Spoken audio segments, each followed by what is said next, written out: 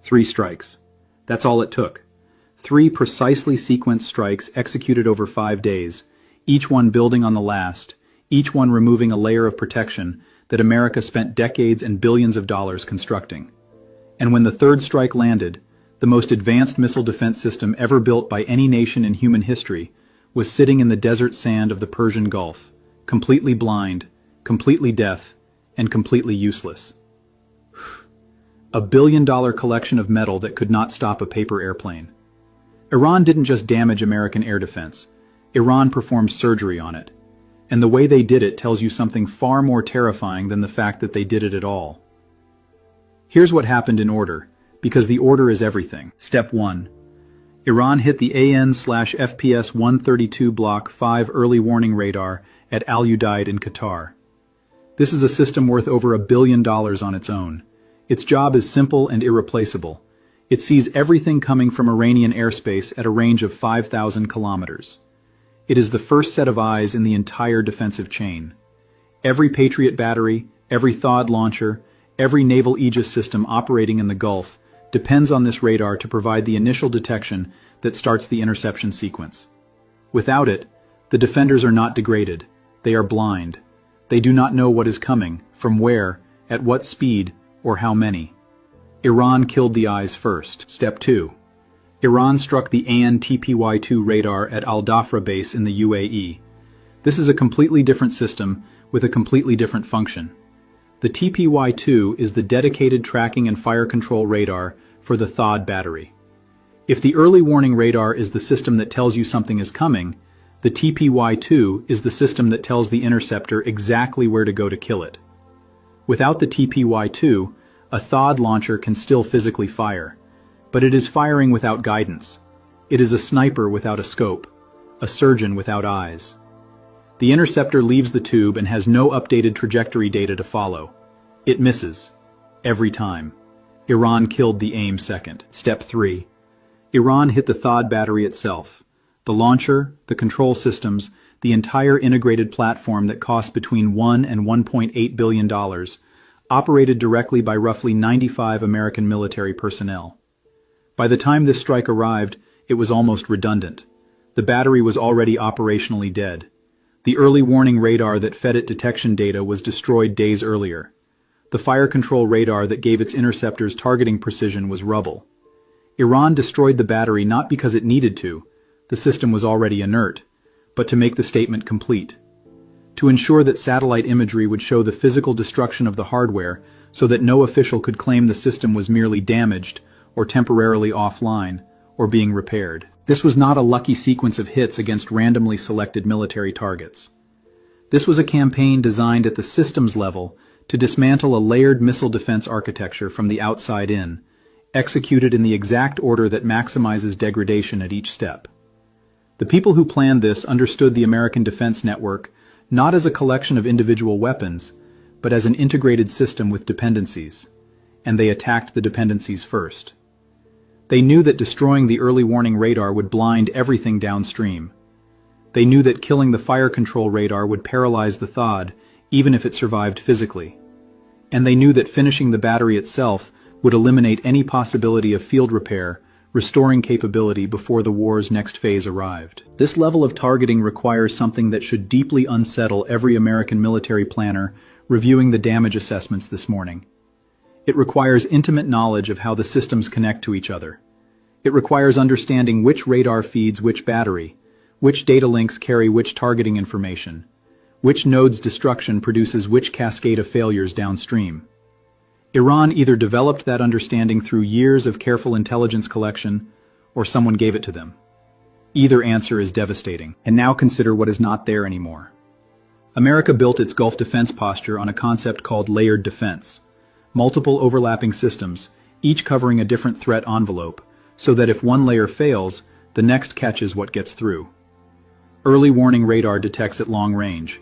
THAAD engages ballistic missiles in their terminal descent phase. Patriot batteries handle shorter-range threats, and anything THAAD misses.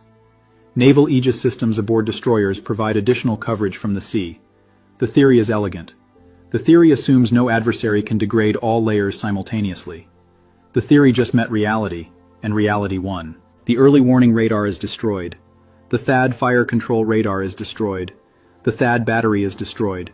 What remains are Patriot batteries, whose interceptor magazines are draining at a rate of hundreds per day against Iranian drones costing less than a new car, and naval systems aboard ships that are themselves under threat from anti-ship missiles and drone swarms. The layered defense is no longer layered.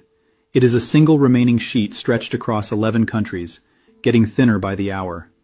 And the replacement math is where this transforms from a battlefield problem into a civilizational one. America's total THAAD interceptor inventory. The complete stockpile accumulated across 15 years of production at roughly 40 to 50 rounds per year at a cost of $12.7 million per missile, is approximately 650 rounds. That is not a classified estimate. That number comes from Lockheed Martin's own reporting. 650 interceptors to cover every American ally, every deployed system, every theater of operations on the planet simultaneously. During the 12-day war between Israel and Iran in June of last year, America expended over 150 THAAD interceptors defending a single country.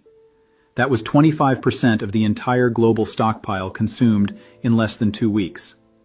The current conflict is on day 5, covers 11 countries, and has already produced more total intercepts than the June war generated across its entire duration. And the production pipeline that feeds new interceptors into the system delivered 12 new THAAD rounds in all of fiscal year 2026. 12.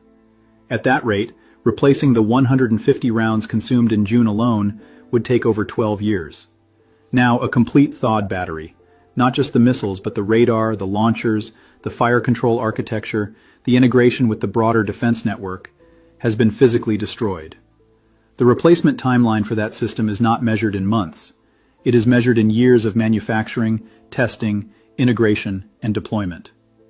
The battery that Iran destroyed this week will not be operational again before this war ends, regardless of how long the war lasts. And here is the dimension that makes this more than a Middle Eastern problem. The dimension that has strategists in Beijing and Taipei and Tokyo losing sleep this Tuesday night. Every single THAAD interceptor fired over Qatar is an interceptor that does not exist in a magazine aboard a destroyer in the South China Sea. Every PAC-3 consumed defending Al Udeid is a PAC-3 that cannot be forward deployed to the Western Pacific. America's deterrence posture against China, the credibility of its promise to defend Taiwan, to protect Japan, to maintain freedom of navigation in contested waters, depends on the same finite stockpile of advanced interceptors that Iran is systematically draining in the Persian Gulf. China is watching this with the focus of a nation conducting the most consequential intelligence collection operation of the 21st century without deploying a single spy. Every salvo Iran fires, every interception America makes, every missile consumed, every battery degraded, all of it is data flowing into Chinese military planning models that calculate one thing: how many interceptors would America have available if a Taiwan contingency began tomorrow? And the answer, as of day 5, is significantly fewer than it had last week. And the answer next week will be fewer still. And the week after that, fewer again. A major American defense think tank published an assessment just weeks before this war began, warning that America's high-end interceptor inventory, the SM-3s, the SM-6s, the PAC-3 MSEs, the THAAD rounds, would likely be exhausted within days of sustained combat against a peer adversary. Their modeling showed that 2 to 3 major salvos from China's missile forces could deplete entire categories of American interceptors. They projected systemic failure of the defensive architecture within 30 to 60 days against a full-scale Pacific engagement. That assessment was written for a hypothetical future scenario. It is now being validated in real time against an adversary with a fraction of China's missile inventory. And if Iran, a nation whose defense budget is roughly 3% of America's, can destroy a THAAD battery, blind the early warning network, and drain interceptor magazines to crisis levels in 5 days, what does that tell Beijing about how long America's defenses would last against the full weight of the Playa rocket force? Iran understood something about the economics of modern air defense that American procurement culture has been unable or unwilling to confront. The cost-exchange ratio is the entire war. Iran fires a drone that costs $35,000. The defender fires an interceptor that costs $4 million. Iran fires a ballistic missile that costs somewhere between $500,000 and $2 million. The defender fires a THAAD round that costs $12.7 million. And Iran deliberately mixes drones and ballistic missiles in the same salvos, so that radar operators cannot distinguish cheap from lethal until classification is complete. And classification takes time that may not exist when the incoming objects are traveling at Mach 5. So the standing order across every battery in the Gulf is the same. Engage everything. Fire at every track. Because the cost of guessing wrong, of letting a real ballistic missile through because you assumed it was a cheap drone, is measured in hundreds of dead. So you fire the $4 million interceptor at the $35,000 drone.